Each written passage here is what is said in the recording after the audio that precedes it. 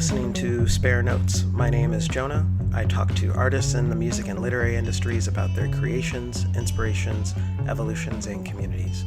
How do artists create? What excites them? What inspires them? What's the relationship they have with their art and the art that they consume? And most importantly, what are their stories? I recently interviewed Brendan of the band Tiberius. They're releasing their new album Troubadour this fall in November.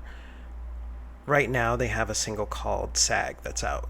And there's also a pretty fun music video on YouTube if you want to check it out. We talked about how Tiberius creates music together. We also talked about the music communities in Allston and Brighton, Boston neighborhoods, the importance of DIY, ego death, Rutland, Vermont, and what ambition could mean as an artist.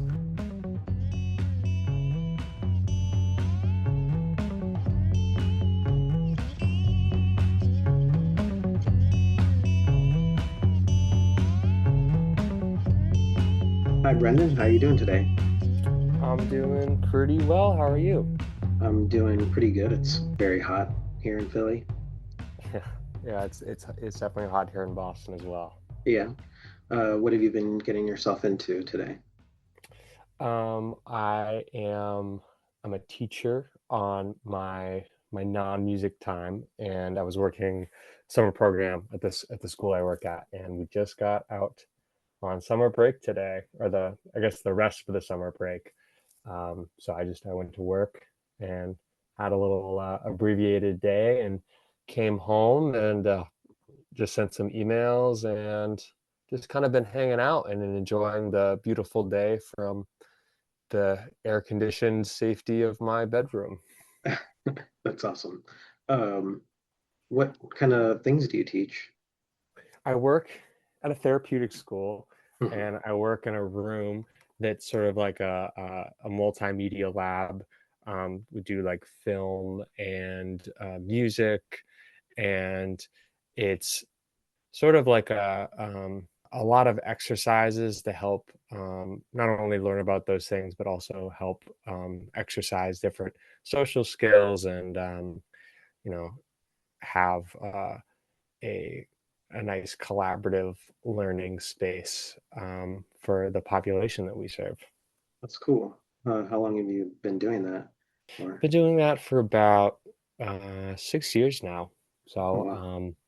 it's been a nice ride. I enjoy the community I work with, and the students I work with are great, and the staff I work with are great, and yeah, just happy to be there. That's great. I wanted to uh, ask you about where you grew up. Vermont, right? Yeah, Vermont, Rutland, Vermont. What role did music play in your upbringing? It's interesting. I think music for me in Vermont was definitely like it was the thing that occupied almost all of my free time growing Mm, up. I started in fourth grade. I really wanted to play the saxophone, mhm. but my mom was like, saw the price tag for the saxophone and was like, why don't you try clarinet? That's a little cheaper.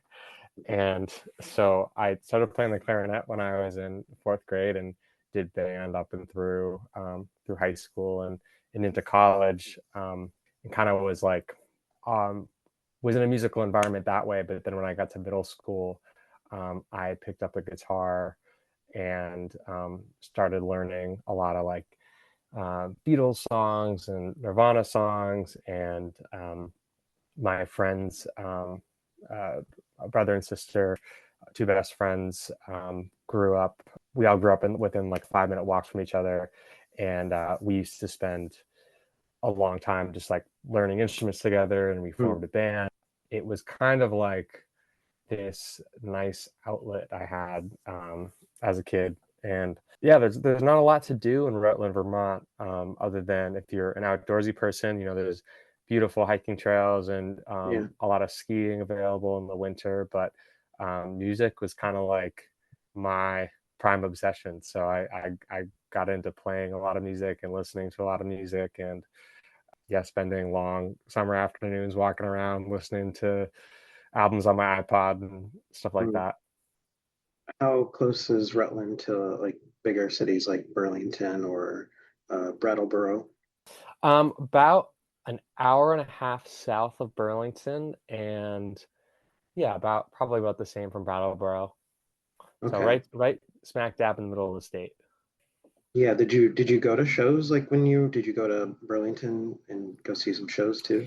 Yeah, when I was in high school, Burlington was like the only place to go see shows. Mm. And not really like mostly like touring acts shows. Uh, my first concert in Burlington was Walk the Moon Huh. back in 2013. And then I saw Bad Bad Not Good up there at the Signal Sweet. Kitchen when I was a junior in high school. And Unknown Moral Orchestra up there. Some of Mm. those like mid 2010s indie bands came through to Higher Ground and other adjacent venues like that. But it was like, yeah, like closest music for sort of any like band and not really like a cover band was like Hmm. Burlington or sometimes in Clifton Park in New York, upstate New York, which was also like an hour and a half away. Hmm. Um, but and then if you really wanted to get the big shows, you'd have to go down to Boston, which is inevitably where I ended up. But Hmm. So then when you got to Skidmore College, like you were already like plugged into a lot of the music that you wanted to be consuming and involved with, like. yeah, I think I definitely was like very I wouldn't say I was like very online, but I think that I had because my friends and I we were always trying we were always kind of like trying to one up each other and being like, oh, I found this obscure band from like this page. Like we watched a Uh-huh. lot of Anthony Fantano in high school. It was like that kind of it was like that kind of thing. Uh-huh. Um yeah, I was plugged into a lot of different kinds of music, but when I got to college, I think I kind of like was exposed a little bit more to more of like the DIY circuit Hmm. and was getting more like bands that were just kind of off the ground and we're starting to build touring careers but hadn't quite hit their stride yet. Um, and a lot of the like I were a bunch of bands that were coming through Skidmore or like Albany that I would have like a chance to see in college and like more of like the house show stuff too. What do you think it was about the DIY bands or where those bands were in their careers or what kind of shows they played? Like, what do you think attracted you to them? I just loved that it was so I think that especially growing up in Vermont and not having access to like so much, at least in Rutland where I was, Hmm. it was just really cool to see people who were just kind of in a similar situation that I was, where we're like didn't really have the means to go and play, so that they were just like, we're just going to do everything we can to do it ourselves. And Hmm. I thought that was really cool that it didn't really seem like there were any rules to it. There's definitely a sort of social etiquette to it, but yeah, I was definitely enamored by it the first couple of years I was at Skidmore, and it took Hmm. a while to kind of get into it because I felt chronically uncool my well probably my entire time at college, but especially the first couple of years I was like, I just really want to go to a house show, or I just really want to like get in with these cool people to see this like cool music or just be a part of this thing. And Hmm. then it took a while to kind of develop the self confidence in myself to really find those places and those spaces. And when you did, it felt good, I'm guessing. Yeah, definitely. It was really exciting. Um, I think I've always just really desired to be a part of something bigger than myself. Bigger can mean a lot of different things, but to kind of be like connected to a network of people who are all really passionate about the same thing was something I was really looking for. That sounds pretty nice. I have to ask this question before we move on.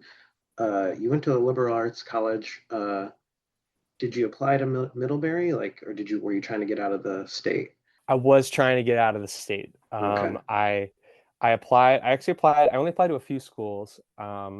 Skidmore was actually my top choice Nice. because I well, when I was in high school, the band that I was playing with my two best friends. We actually did some recording in upstate New York with John Nazarenko, who was a jazz professor there. He kind of turned us on to Skidmore, that it was like a place. And you know, we drove around the campus, and like I really loved like the vibe and the nature that was there. And I didn't think I was going to go to school there for a while, but then as I kind of kept going on visits when we were around for recording sessions, and I got to see some like I remember there was a day I visited, and there was some folks who were playing music in the dining hall, like a jazz combo, and I was like, this is around the time I was really into Bad Bad Not Good too. I was like, I want to go to this school. This is so cool. It's awesome. And that's how I ended up there. So Middlebury was never really on the table. Yeah, I don't know. It was close to home. It was like 45 minutes away. So I was kind of like, I want to go a little further. Cool. How did Christian Pace and Kelvin KP Polite influence your music when you got more into the DIY scene in Allston and Brighton? That's a great question. So I met KP at Skidmore my last year there. He was a few years behind me, and we started playing music in the first iteration of Tiberius. And I just remember thinking he was he was so good at bass. And he the band I played with in high school, we didn't really have a bass player.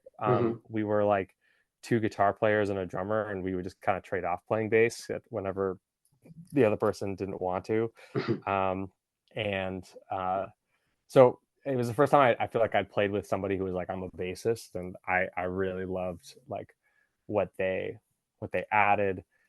It's interesting because Tiberius for a long time was like a solo project, and then over time started getting more influence from the people I would play with live. And Kelven is such a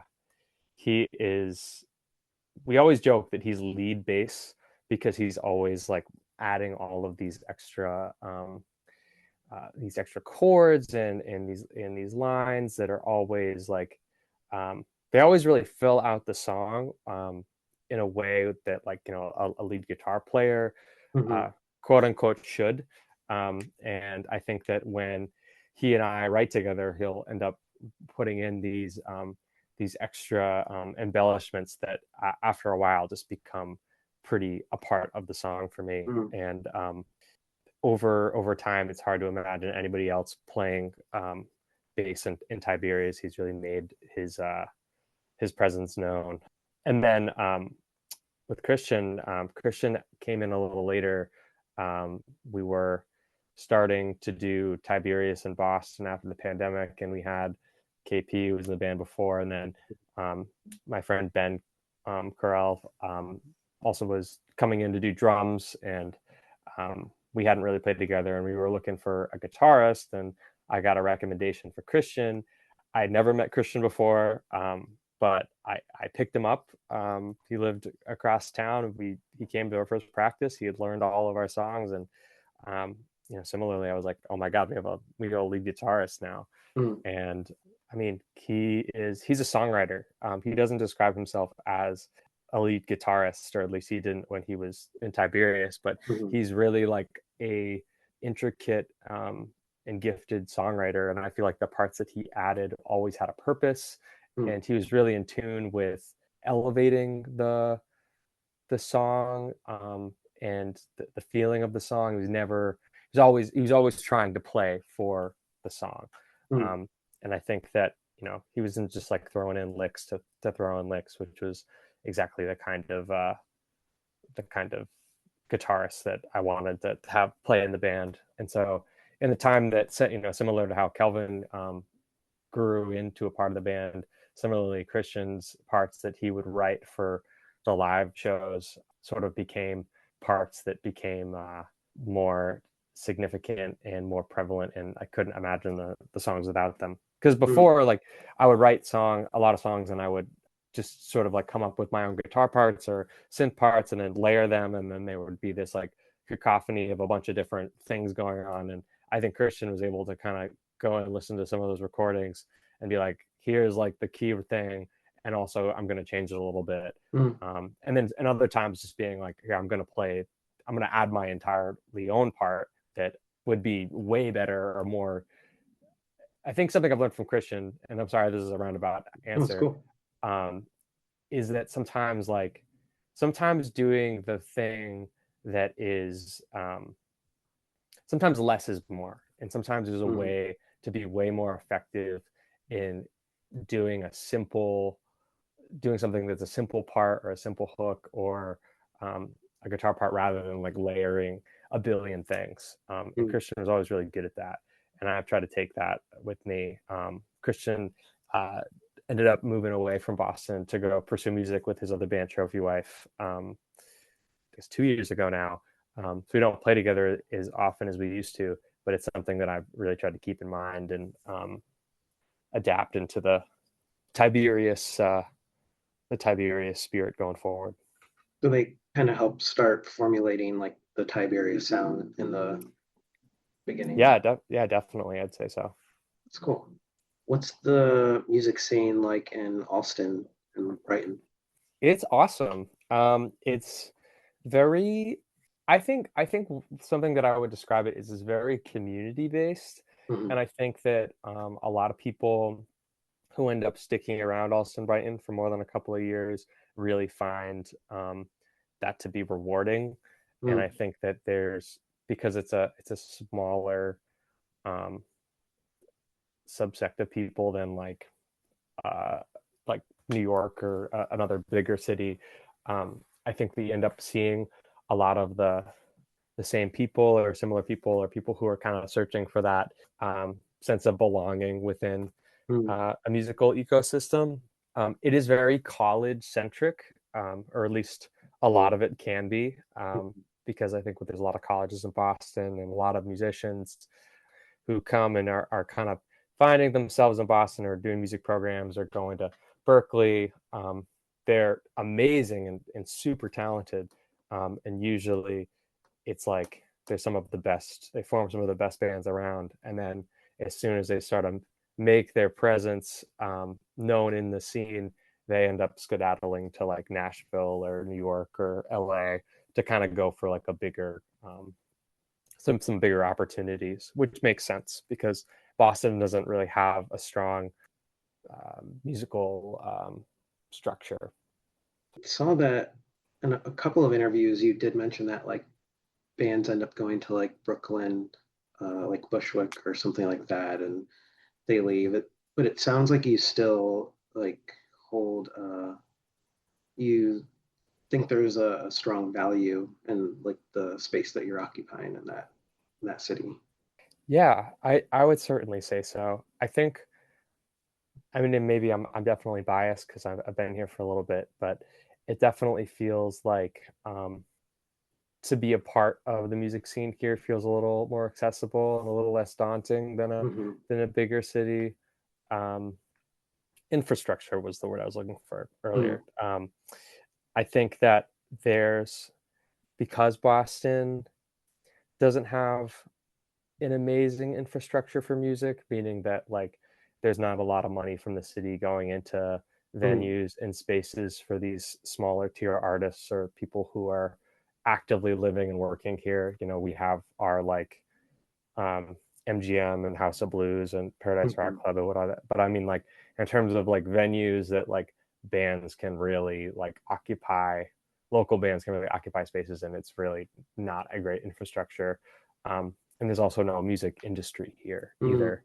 I think I think that if you want to be here in Boston and you want to do music, you really end up being around people who also really want to be here and really want to do music. And I Hmm. think it makes when you find those people it a lot more special. Mm.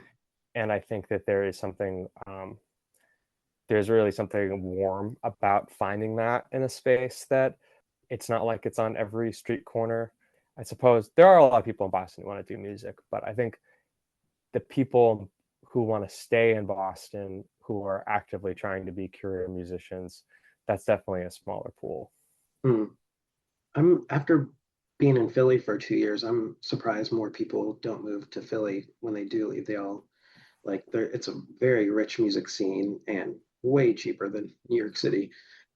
I've definitely, I mean, from the few times I've been to Philly to do music, I mean, I'm tempted to move down there, and I've got some friends who are moving down there from Boston because Mm, similarly they don't want to be in the big pool that's New York, but mm, Philly is Philly's a lot cheaper, and it's beautiful down there. And there's some awesome art communities down there and mm, awesome bands, and I think that like it's cool. I wish that Philly and Boston could be a little more connected sometimes because I feel like we do have a lot in common. mm. Um, it would be cool to see more Philly bands playing in Boston and vice versa. But I think it's hard. It's a little hard. The distance is hard, and I think that yeah, I would say if I was a Philly band, I don't know if I'd be really trying to come up to Boston to play that much because it's kind of out of the way. It is kind of hard to get to, and where I think Boston, everyone's trying to play in Philly whenever they can. Mm. It seems like the community's connected, though. Like a lot of musicians are connected between here and Boston, that's for sure. Yeah, I definitely would say so. I think something that like has been really cool to see as I've gotten into more into the sort of DIY circuit Hmm. is that it's so amazing to see how these like smaller bands are connected throughout like across the country in different touring networks. And we did a tour down to Texas in March, and Mm. I met people in Texas who were like, "Yeah, like I used to live in Philly, and the person who mastered your album lives. I used to hang out with them, and they live in Portland now, and then but we live in Chicago now. And then like when we were driving back up to Philly, I met somebody who was like, 'You met my friends in Texas, and they live in Chicago now.' And it's like So funny. it everybody is like even though we're all spread apart by thousands of miles, it's like there's still that cross community that exists. I love that. I wanted to talk to you about ego death, if you're okay with talking about that, and Yeah, definitely. and get a little bit into Troubadour. So, what is or was ego death for you? Ego death for me was like, I guess, just having a um, having an understanding of myself and who I am.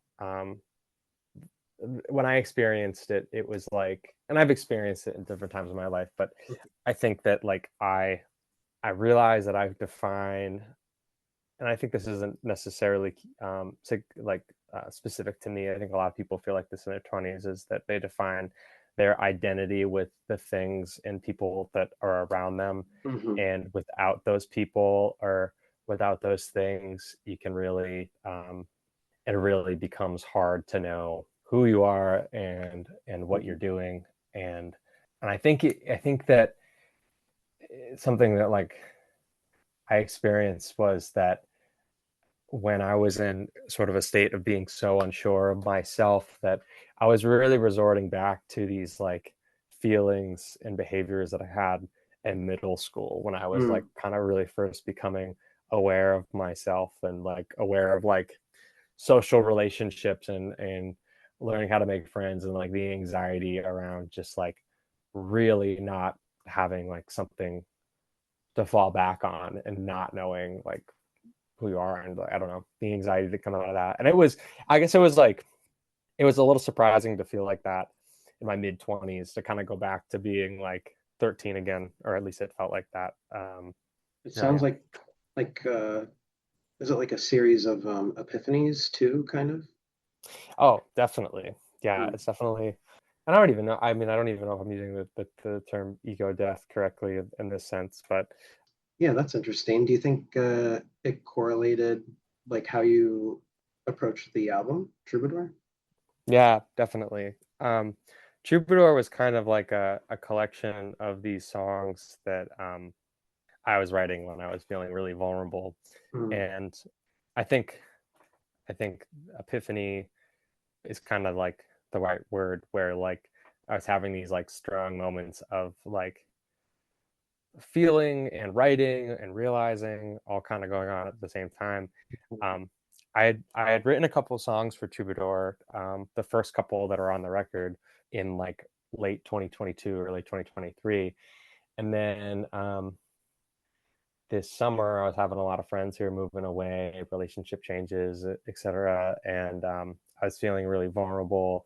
I wasn't working that summer, so I was spending a lot of time by myself, um, spending a lot of late nights just sort of meandering Allston and thinking about a lot of stuff. And just really, it was kind of like it was really an awful experience, but it was also Sorry. something that I feel almost nostalgic for right Mm, now, because I think it really did help me like reconnect with my just like love of music, and in a way where like I think I was writing songs not because I was like trying to write a song, but just because I was feeling a lot, and the mm, song was the byproduct, or it was like the song was my like friend to comfort me at the time. mhm, And I think that I wasn't trying to write an album.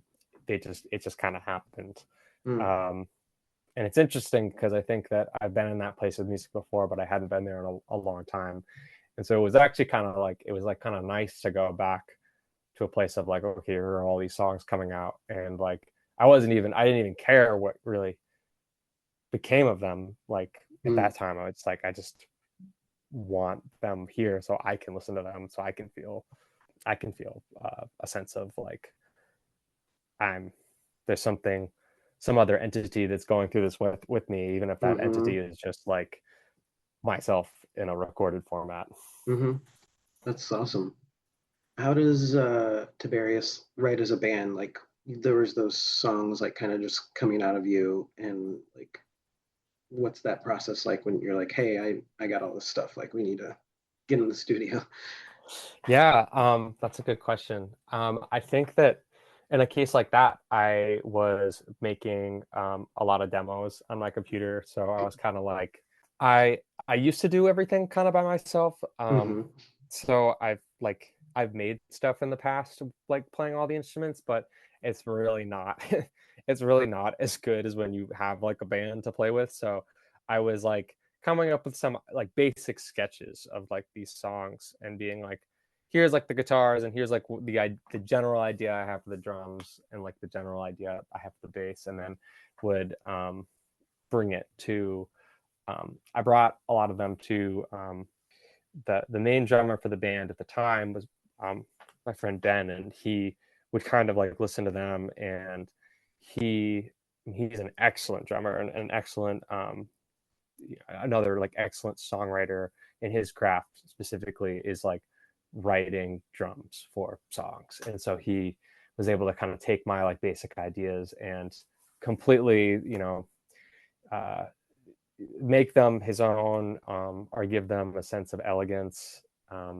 Sometimes like with that specific batch, it like started with like, here are like the guitar chords, here's the melody, and like here's like this is the vibe for it. And then Ben would kind of add his thing.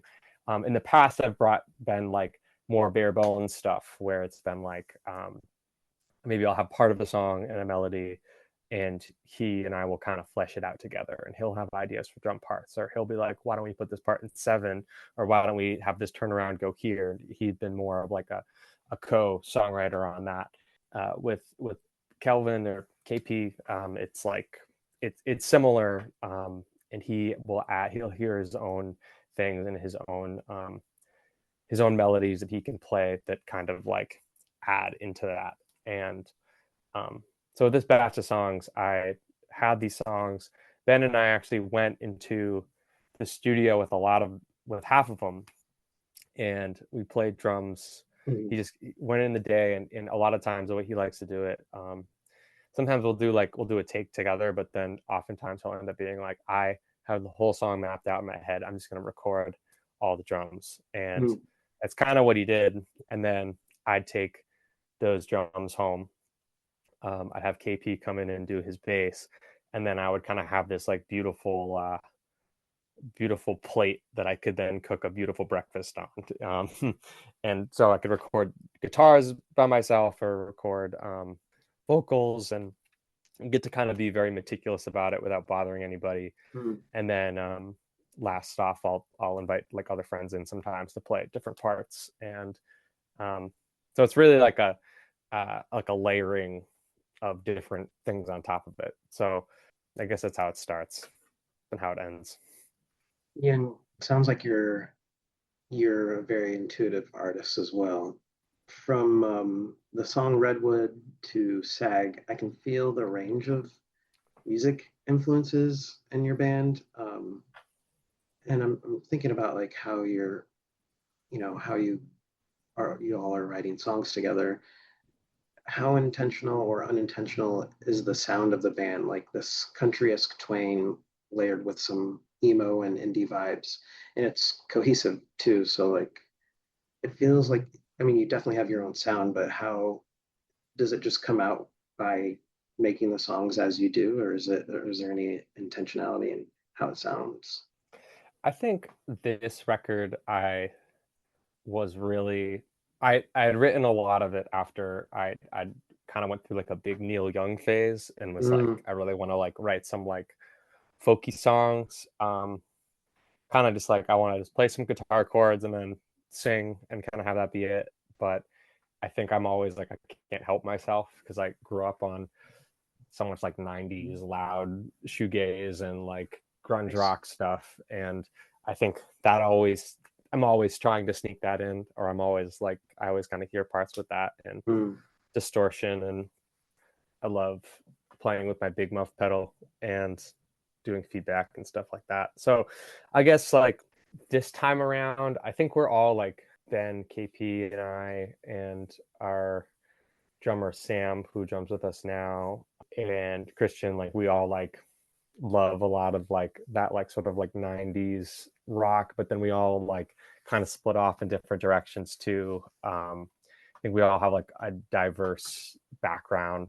KP loves jazz. mm, I know like Sam was like um, a hip hop, or he used to listen to a lot more hip hop and do a lot of that. And while Sam didn't record on a record, but he did have, there were definitely some sessions when we were practicing that Ben wasn't a part of, where he helped influence the sound of some of these songs and the arrangements of some of these songs. And just, I think everybody kind of comes in with like a different musical background that mhm.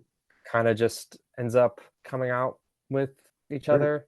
Have you ever listened to PJ Harvey's Rid of Me? I've listened to some PJ Harvey, but I haven't heard of Rid of Me. It's kind of funny that you mentioned like a lot of, 90s influences too, because I was listening to your album earlier today, and then I felt like putting on that record for some reason, and I don't know, it's just like it's a such a distinctive sound on that record, and a lot of surprising sounds on it. I'm still kind of shocked like how surprised it makes me. I don't know why, but yeah, I mean, I think your band like has like sound that's just like so surprising and nice to listen to, like maybe my brain was doing some weird correlation or something. I don't know. Oh no, that's very sweet of you to say, and I'll definitely will be checking out that PJ Harvey record right after this because that's Yeah, you should. It's sounds like really cool. you're like, wait, what am I hearing? and Yeah. you're like, this is good. Um, some general questions. What's your take on ambition as an artist? Ooh, that's a good question. Um, I think I asked myself this question a lot about my own ambitions. Hmm. And I think that's a great. I don't know. I think that people should make art that makes them happy or like makes them feel like that thing when you're like sitting in the seat and you're like I can't wait to show my friends like what I made, or Mm, feeling like really excited a choice that you make in a song. I know like whenever I make like a real like stark contrast within a song, I get like really excited. mm, um and I'm always like I think I'm ambitious to always continue to like create and to write records. I've been doing Tiberius for the last 10 years, and the mm. first like 6-7 years of it was not very good in my opinion. Why I is think that? well, I shouldn't say, I think it's with any artist, it's like you make something and then you like try to grow from it. And I Yeah. think that for me, I feel like the first stuff that I would make was really like not not very, it was always very explorative. And I Hmm. guess I'm maybe being hard on myself here. It's always very explorative. It didn't sound really that great. And like, I think it like went against a lot of like, I didn't want to take feedback from anybody. And I was really like, I just want to like try to figure it out myself. And I want to make things sound like super compressed or like all over the place. Or I made Hmm. a record where I was like extraordinarily like over emotional, um, sort of like in a way like depicting a character or a character caricature of myself at my Hmm. worst. But like it was like this thing where like it was a lot of like trial and error of like learning how to like write songs or like having no one to say like no Hmm. and doing like whatever I wanted to do. And that was really I think that was like so great for me artistically to Hmm. do, but I don't think that it was like I listen back and I there's some songs in there that they all have like these like bits of like I think there's some solid ideas in a lot of those songs, but then none of them ever really like chalked up to being like I'm really proud of like these like couple of records. I'm just like there's just like a lot of like just it feels like I'm just kind of figuring out how to do music. Do And you think you would have written the record that you wrote today without doing all those things? absolutely not. No, definitely not. I think those all of those like trial and errors kind of got me to where I am today. Um, and so I think like I think it's really good to be I think it's really good to try things and to really like fail and to really make stuff that doesn't sound good. Mm-hmm. Um, and like I don't know, not everything that you do has to be perfect and it doesn't have to be by the book. Um, Mm-hmm. you can just make stuff to make stuff and maybe it'll take longer. I think I don't know. I mean I'm always still really self-conscious about the stuff that I make, but I think that I'm more Sure. confident to just like do what I want to do because I've just made a bunch of stuff that I kind of got all of the stuff out that I wanted to. I failed a lot, I guess, like as figuring it out, and it feels good to have done that. I feel like you're definitely not alone because artists, like, it's just, I mean, I'm an artist too, and like sometimes it's hard to look back at the old work, like um, but I like that, like, you were able to learn from it and grow. Yeah, and that's why I keep it up. It's like on my Bandcamp and stuff. I just think that like you have these bands that come out and they're like really good, and you're like it's crazy that they just sort of like started out being Yeah. awesome, and Yeah. it's cool. I think it's cool to be like here are actually these like 3 4 records that aren't actually good at all, but like and maybe so I think that I know that some people have said that they find value in them and they like them and I'm Hmm. happy that Cool. that exists and but I think I'm also like you're always going to be your own worst critic with that stuff. um but I think that it's great to have ambition to like try stuff that's new and to keep moving for like every release like trying to just make it better than the last one Hmm. or making it like feel significant to the last one or not really just like making another record to make another record but really feeling like each record has a purpose Hmm.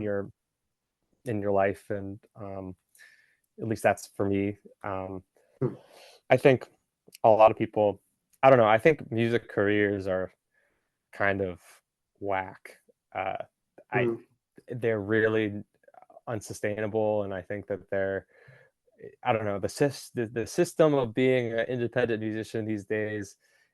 You're not really winning if Hmm. you're an independent musician. But I think that you can make art, and if you do that and you're happy with that, then I think you can participate in the system in a way, and you're not going to feel like completely like dead because of it. But I think if you're just Right. making art because you want to like you want to live the music dream, I think that you're going to be pretty unhappy doing that. Hmm. What are yeah, oh, yeah, the industry is not so friendly. Yeah. What about something happy like the ocean or the stars. What's the release date for your record, and where should people find your band? Like, where should they look for you? November 14th is the release date for Troubadour, and Tiberius is in most places, and in Boston, right here. The TiberiusWright.bandcamp.com, Wright like Wright, like a 90s basketball player, right? Yeah. And Tiberius Wright on Instagram and a lot of other platforms too. I'm on Instagram a lot, which I think is a choice on my part, but I think it's my way of connecting with my scene right now. Sure. Hopefully, I think in the future there'll be a better opportunity to connect with other people. But yeah, that's Tiberius. There's other Tiberiuses out there. Be warned. Okay. They're not all Tiberiuses are created equal. I would love to someday organize a concert with all of the other Tiberiuses. I That think that sounds would fun. be really cool. Uh-huh. And I know there's like a couple of metal Tiberiuses. There's a Tiberius B. Oh, I saw that one actually. Yeah. Yeah. There's a lot of us. And I think it would be so fun to have a festival. Do you hear that, other Tiberius bands that will someday listen to this podcast or not? I hope so. If the other Tiberiuses are listening right now, know that I know who you are, or at least I know your profiles, and Uh-huh. I would love to talk. Hit me up. I'll keep an eye out for you too. Awesome. Thanks for coming on Spare Notes. It's been nice. Thank you so much for having me. This was really nice to get to talk, and I appreciate you letting me ramble for a little bit.